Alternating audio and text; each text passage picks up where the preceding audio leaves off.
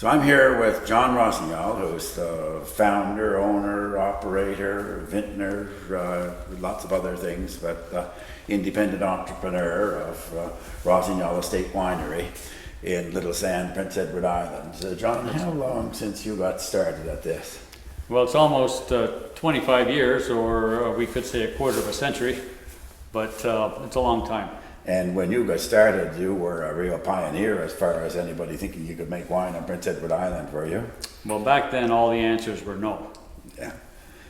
So that gives you a start. Well, that's the definition of an entrepreneur. You don't take no for an answer. That's right. And you've done it on your own terms. So it did give us an idea of, say, over that quarter century of the sort of growth or development that you've seen from the start.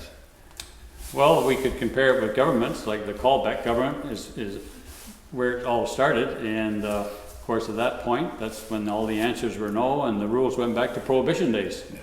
So the unraveling was gradual, and the first inkling was perhaps when Gilbert Clements came to my door and said, well, you can go ahead and do your thing now.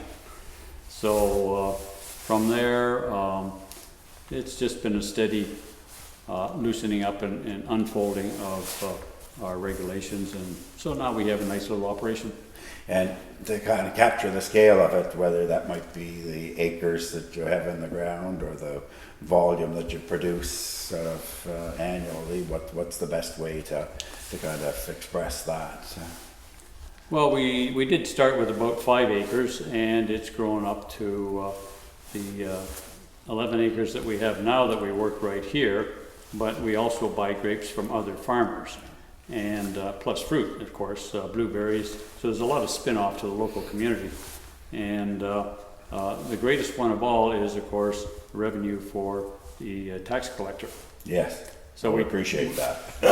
Well, I'm sure everybody does, but they may not know that we take $1 worth of fruit and it becomes a $10 taxable item. Yeah. Go zero tax to full tax. So it helps everybody. Of course, and in terms of employment, when you're at your peak, I suppose harvest is a big time. How many people would be involved? Well, there's about 8 people picking grapes now, and all of our fruit is hand picked, and it's a small operation, so it's all done carefully and with manual labor. And your line has expanded. Was it the fruit wines that you started with? Well, we started by planting grapes, but they take 5 years to develop. So in the interim, we started then making fruit wine because we had lots of blueberries, which are just like grapes, and strawberries. And in fact, I dealt with the same farmer buying strawberries for 25 years, every year. And rhubarb? Well, the rhubarb and black currants and blackberries and honey, the honeybees are local. So everything's 100% local, and so I like to think that the spin-off helps everybody in the community. And it does stay sort of in circulation within the island economy, mm-hmm. And then you do have visitors and customers from well beyond the province. We were talking about the cruise ship.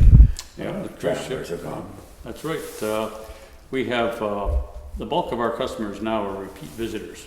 So people come back from off island on holiday, and cruise ship visitors come through here, and they seem to enjoy the tour because we serve them island cheese, 100% island made cheese, plus our wine, give them a little tour, and they really enjoy that.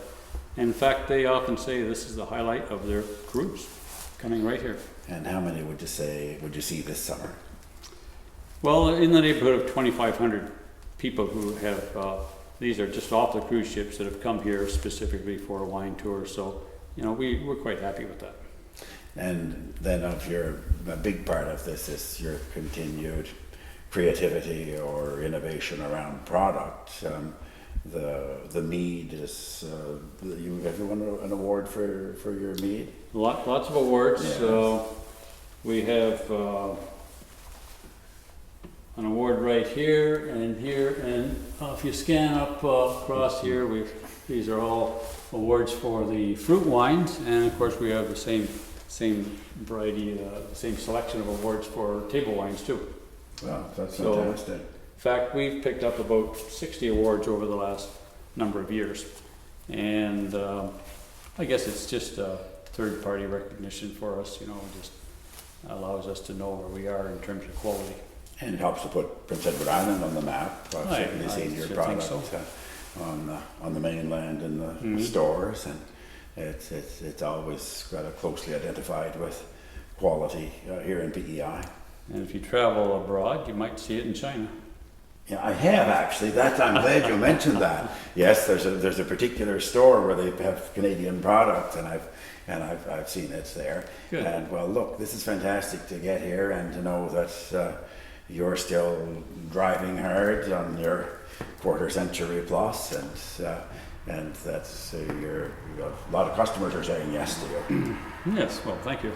Great, John. Thanks.